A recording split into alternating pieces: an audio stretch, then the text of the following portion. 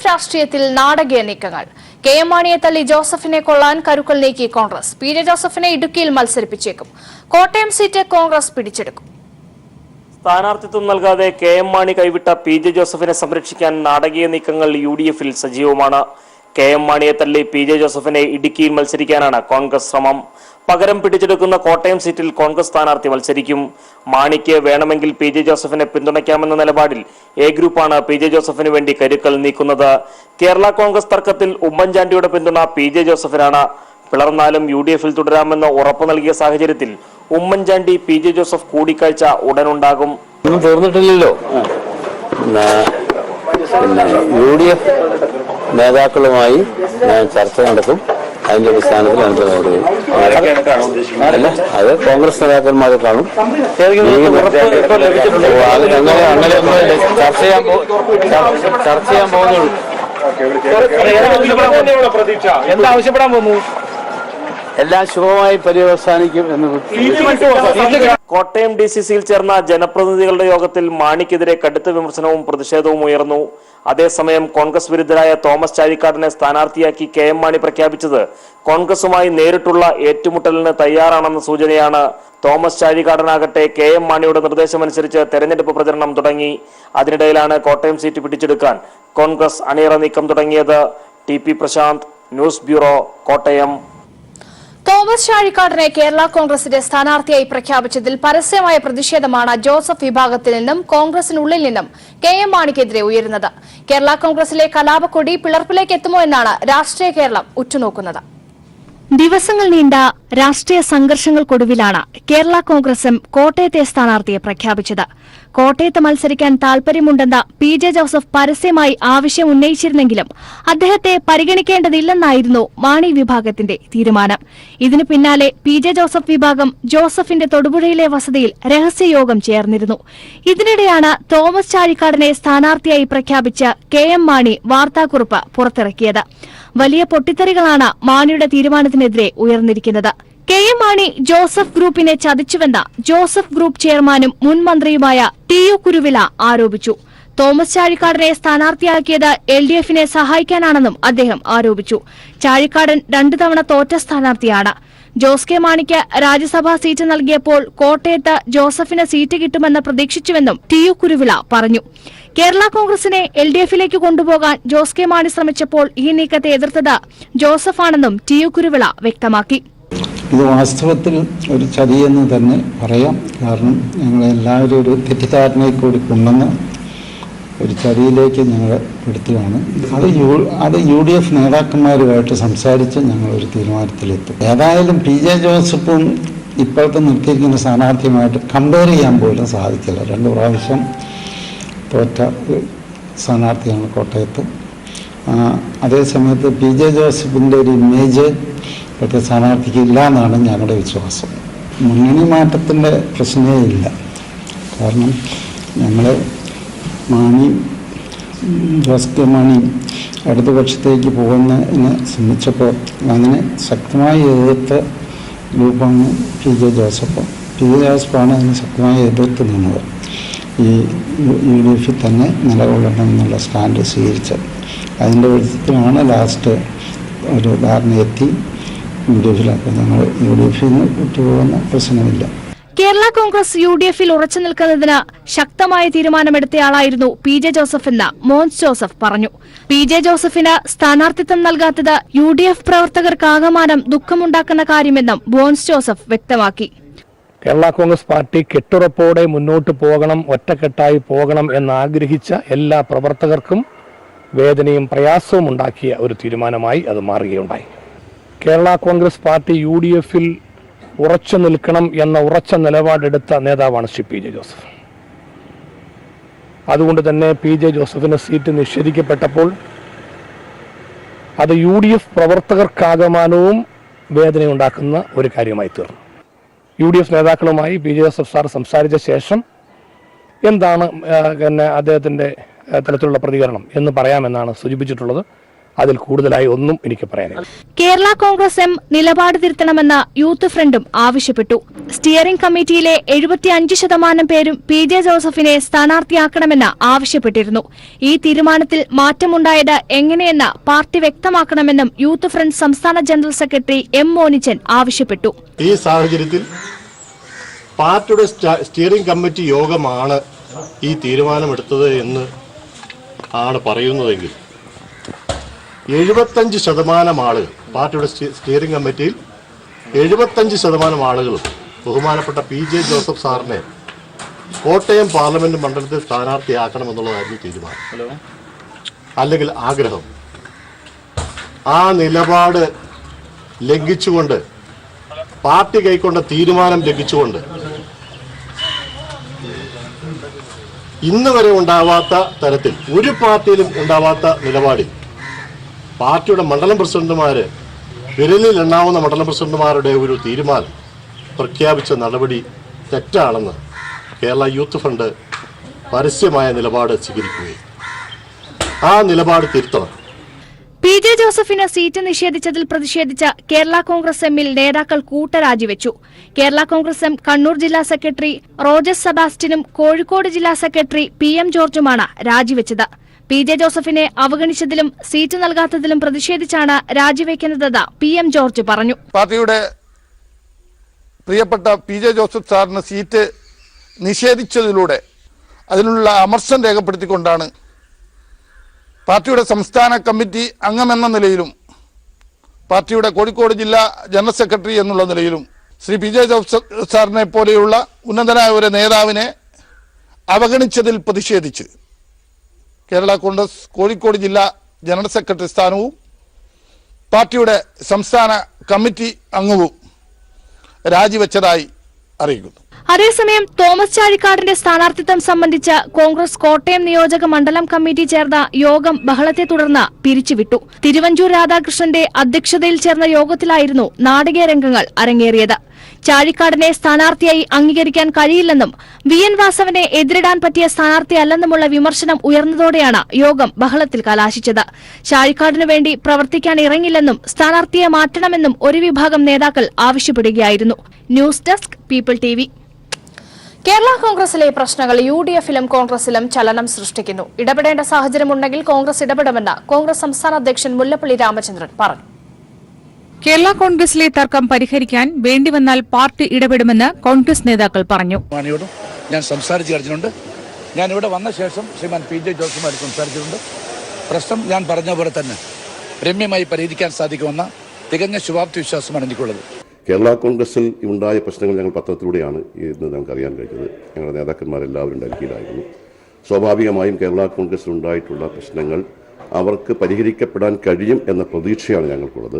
അതിന് പറ്റിയ പക്വമായ നേതൃത്വം കേരള കോൺഗ്രസിനുണ്ട്. ഇനിയും അത് പരിഹരിക്കപ്പെടാൻ കഴിയാതെ വന്നാൽ സ്വാഭാവികമായും ഐക്യജനാധിപത്യ മുന്നണി അത് നിരീക്ഷിച്ചുകൊണ്ടിരിക്കുന്നു. ജനാധിപത്യ മുന്നണിക്കൊരു പ്രത്യേകത അതിൻ്റെ ആത്മബന്ധമാണ്, ഘടകകക്ഷികൾ തമ്മിലുള്ള ആത്മബന്ധം. ആ ആത്മബന്ധത്തിൻ്റെ അടിസ്ഥാനത്തിൽ ഏതെങ്കിലും പാർട്ടിയിൽ പ്രശ്നങ്ങളുണ്ടായാൽ അത് പരിഹരിക്കുന്നതിന് വേണ്ടിയിട്ടുള്ള പരിശ്രമം സ്വാഭാവികമായും മുന്നണി നേതൃത്വം ഏറ്റെടുക്കുന്നതാണ്. ഇതൊക്കെ സ്വാഭാവികമായിട്ട് ഓരോ പാർട്ടിയിലും ഒക്കെ ഉണ്ടാകുന്ന കാര്യങ്ങളാണ്. ഞങ്ങൾ ഒരു മുന്നണിക്ക് നേതൃത്വം നൽകുന്ന ഒരു പാർട്ടി എന്നുള്ള നിലയിൽ മറ്റു പാർട്ടികളിലെ ആഭ്യന്തര പ്രശ്നങ്ങളിൽ ഇടപെടാറില്ല. അവരുടെ സ്ഥാനാർത്ഥികളെ നിശ്ചയിക്കാനുള്ള സ്വാതന്ത്ര്യം അതാത് പാർട്ടികൾക്കാണ്. കേരള കോൺഗ്രസ് നിർദ്ദേശിക്കുന്ന അവരുടെ പാർട്ടി സംസ്ഥാന കമ്മിറ്റി ഇരുന്ന് തീരുമാനിച്ച് നിർദ്ദേശിക്കുന്ന സ്ഥാനാർത്ഥിയായിരിക്കും ഏറ്റവും നല്ല സ്ഥാനാർത്ഥി, സംശയമില്ല. അതേസമയം തോമസ് ചാഴിക്കാടിനെ സ്ഥാനാർത്ഥിയാക്കിയത് എല്ലാ കമ്മിറ്റിയിലും കൂടി ആലോചിച്ച ശേഷമാണെന്ന് ജോസ് കെ മാണി പ്രതികരിച്ചു. സ്റ്റിയറിംഗ് കമ്മിറ്റി ചർച്ച ചെയ്ത് അതിനുശേഷം എല്ലാ ഘടകങ്ങളുമായി നേതാക്കളുമായി ചർച്ച ചെയ്ത് നമ്മുടെ സ്ഥാനാർത്ഥി തോമസ് ചാഴികാടനെ ലോക്സഭാ സ്ഥാനാർത്ഥിയായിട്ട് കേരള കോൺഗ്രസ് പാർട്ടിയുടെ ചെയർമാൻ പ്രഖ്യാപിക്കുകയുണ്ടായി. അദ്ദേഹത്തിൻ്റെ ഈ പറഞ്ഞ പാർട്ടി ചെയർമാൻ ഈ കാര്യങ്ങളത് എല്ലാവരോടും വിശദീകരിക്കുകയുണ്ടായി. അതിനപ്പുറത്തേക്ക് എനിക്കൊന്നും പറയാനില്ല. എല്ലാം ശുഭമായി അവസാനിക്കും എന്നതായിരുന്നു PJ ജോസഫിന്റെ പ്രതികരണം. എന്താവശ്യപ്പെടാൻ പോകുന്നു? എല്ലാം ശുഭമായി പര്യവസാനിക്കും എന്ന് പ്രശ്നത്തിൽ UDF ഘടകകക്ഷികൾ ചാടിക്കയറി അഭിപ്രായം പറയാനില്ലെന്ന് PK കുഞ്ഞാലിക്കുട്ടി പറഞ്ഞു. ടൈം ബീങ് ഇപ്പോ അത് അവരുടെ ആഭ്യന്തര കാര്യത്തിൽ UDF ഇടപെടേണ്ടതില്ലല്ലോ. ഇപ്പോൾ ഈ വിഷയങ്ങളൊക്കെ കേരള കോൺഗ്രസ് തന്നെ പരിഹരിക്കേണ്ടതാണ്. അപ്പോൾ അത് അവർ ചെയ്യുന്നുണ്ടാവും. അപ്പോൾ ഞങ്ങൾ നിരന്തരമായി ഇപ്പോൾ അവരോടൊക്കെ ഈ വക വിഷയങ്ങളൊക്കെ സംസാരിക്കാറുണ്ട്. കമ്മ്യൂണിക്കേഷനുണ്ട്.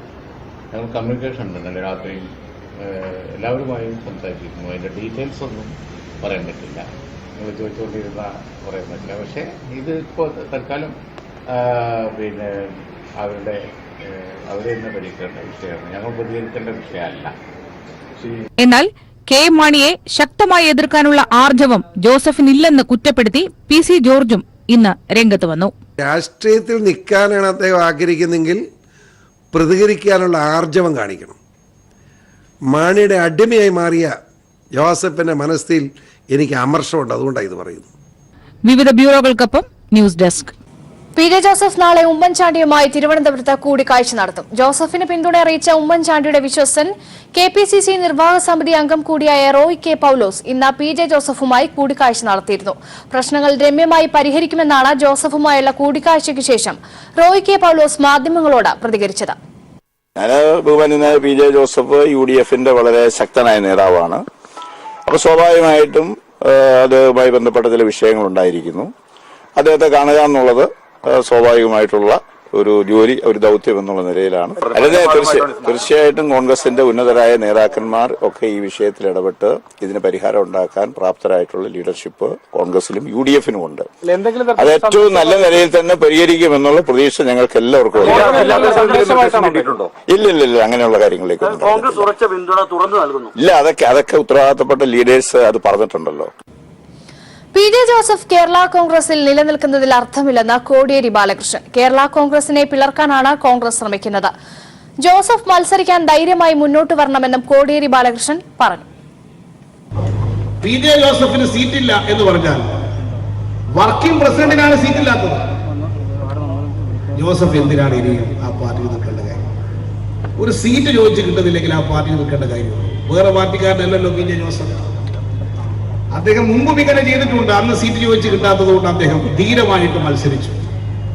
അങ്ങനെ ജോസഫ് ധീരമായി ആ നിലപാട് ഉയർത്തിപ്പിടിക്കാൻ തയ്യാറാകുമോ എന്നാണ് കേരളത്തിലെ ജനങ്ങൾ PJ ജോസഫിനെ കുറിച്ച് ഇപ്പോൾ ആലോചിക്കുന്നത്. പക്ഷേ കേരള കോൺഗ്രസിനെ പിളർക്കാൻ കോൺഗ്രസ് തീരുമാനിച്ചിരിക്കുകയാണ്. അതുകൊണ്ട് ആ പാർട്ടിയെ പിളർക്കാൻ കോൺഗ്രസ് ആണ് പ്രവർത്തിക്കുന്നത്. അത് PJ ജോസഫിന് മനസ്സിലായിട്ടുണ്ടാകുമെന്നാണ് തോന്നുന്നത്. അങ്ങനെ UDFനകത്താകെ തമ്മിലടിയും സംഘർഷവുമായതുകൊണ്ട് സീറ്റ് വചനം പൂർത്തീകരിക്കാൻ സാധിക്കുന്നില്ല. കോൺഗ്രസിന് സ്ഥാനാർത്ഥികൾ നിശ്ചയിക്കാൻ സാധിക്കുന്നില്ല. BJP ഭരണത്തിൽ ഭീകരവാദ ആക്രമണം വർദ്ധിച്ചുവെന്ന് കോടിയേരി ബാലകൃഷ്ണൻ. സൈനിക നേട്ടത്തെ BJP രാഷ്ട്രീയ ലാഭത്തിന് ഉപയോഗിക്കുന്നു. ഇത് BJPയുടെ വില കുറഞ്ഞ തന്ത്രമാണെന്നും കോടിയേരി പറഞ്ഞു. BJPയുടെ ഭരണത്തിൽ ഭീകരവാദികളുടെ ആക്രമണം വർദ്ധിക്കുകയാണ് ചെയ്തത്. ജമ്മു കാശ്മീർ പ്രശ്നം പരിഹരിക്കുന്നതിൽ BJP ഗവൺമെന്റ് പൂർണ്ണമായി പരാജയപ്പെട്ടു. ജമ്മു കാശ്മീരിൽ നിന്ന് ഭീകര സംഘത്തിലേക്ക് റിക്രൂട്ട് ചെയ്യപ്പെടുന്നവരുടെ എണ്ണം വർദ്ധിച്ചു എന്നതാണ് ഏറ്റവും ഗൗരവമുള്ള കാര്യം. ജമ്മു കാശ്മീരിലെ ജനങ്ങളെ ഇന്ത്യയുടെ കൂടെ നിർത്തി ഭീകരവാദ ശക്തികളെ തുടച്ചു നീക്കാൻ ഇടപെടേണ്ടത് കേന്ദ്ര സർക്കാർ ഇത്തരം പ്രശ്നങ്ങളിൽ സ്വീകരിച്ച സമീപനമാണ് കാശ്മീർ പ്രശ്നം കൂടുതൽ സങ്കീർണമാക്കിയിരിക്കുന്നത്.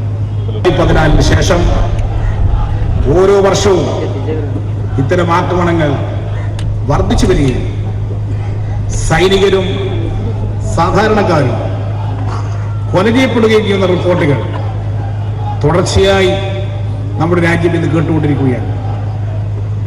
BJP അധികാരത്തിൽ വന്നതിന് ശേഷം മാത്രം രാജ്യത്ത് നടന്ന ഭീകരവാദ ആക്രമണത്തിൽ 500ഓളം സൈനികരാണ് കൊല ചെയ്യപ്പെട്ടിരിക്കുന്നത്.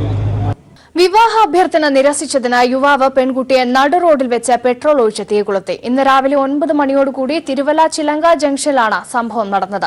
സംഭവത്തിൽ തിരുവല്ല കുമ്പനാട് സ്വദേശി അജിൻ റജി മാത്യുവിനെ തിരുവല്ല പോലീസ് അറസ്റ്റ് ചെയ്തു. റാന്നി അയിരൂർ സ്വദേശിനിയായ പെൺകുട്ടിയാണ് ആക്രമണത്തിന് ഇരയായത്. നിരവധി തവണ വിവാഹാഭ്യർത്ഥന നടത്തിയെങ്കിലും പെൺകുട്ടി നിരസിച്ചതിനെ തുടർന്നാണ് അജിൻ പെൺകുട്ടിയെ ആക്രമിച്ചതെന്നാണ് റിപ്പോർട്ട്. തിരുവല്ലയിലെ സ്വകാര്യ സ്ഥാപനത്തിലെ വിദ്യാർത്ഥിനിയാണ് പെൺകുട്ടി. രാവിലെ ബൈക്കിലെത്തിയ പ്രതി പെൺകുട്ടി പഠിക്കുന്ന സ്ഥാപനത്തിന് സമീപത്തെ ബസ് സ്റ്റോപ്പിൽ കാത്തുനിന്നു. തുടർന്ന് പെൺകുട്ടിയെ തടഞ്ഞു നിർത്തി കയ്യിലുണ്ടായിരുന്ന കത്തി ഉപയോഗിച്ച് കുത്തുകയായിരുന്നു. തുടർന്നാണ് ബൈക്കിൽ സൂക്ഷിച്ചിരുന്ന പെട്രോൾ ഉപയോഗിച്ച് പെൺകുട്ടിയെ തീ കൊളുത്തിയത്. സംഭവത്തിന് ദൃക്സാക്ഷികളായ നാട്ടുകാരാണ് പെൺകുട്ടിയെ ആശുപത്രിയിൽ എത്തിച്ചതും പ്രതിയെ പിടികൂടി പോലീസിൽ ഏൽപ്പിച്ചതും. പുഷ്പഗിരി മെഡിക്കൽ കോളേജിൽ പ്രവേശിപ്പിച്ച പെൺകുട്ടിയുടെ നില അതീവ ഗുരുതരമാണ്. വയറിനേറ്റ മുറിവ് സാരമുള്ളതല്ലെങ്കിലും 60% പെൺകുട്ടിക്ക് പൊള്ളലേറ്റതായാണ് medical report. News bureau, Pathanamthitta. സ്ത്രീ മുന്നേറ്റവും കരുത്തും വിളിച്ചോതി പാലക്കാട് വനിതാ parliament. Parliament CPIM polit bureau അംഗം ബൃന്ദ കാരാട്ട് ഉദ്ഘാടനം ചെയ്തു. പ്രാകൃതാചാരങ്ങളുടെ കാലഹരണപ്പെട്ട ചരടുകളിൽ കെട്ടിയിടാനുള്ളതല്ല സ്ത്രീ സമൂഹം എന്ന മുദ്രാവാക്യമുയർത്തിയാണ് വനിതാ പാർലമെന്റ് സംഘടിപ്പിച്ചത്. കേരളത്തിലെ ഇടതുപക്ഷം മുന്നോട്ട് വെക്കുന്ന മൂല്യങ്ങൾക്കെതിരെ കോൺഗ്രസും BJPയും കൈകോർത്ത് പ്രവർത്തിക്കുകയാണെന്ന് വനിതാ പാർലമെന്റ് ഉദ്ഘാടനം ചെയ്ത് ബൃന്ദ കാരാട്ട് പറഞ്ഞു.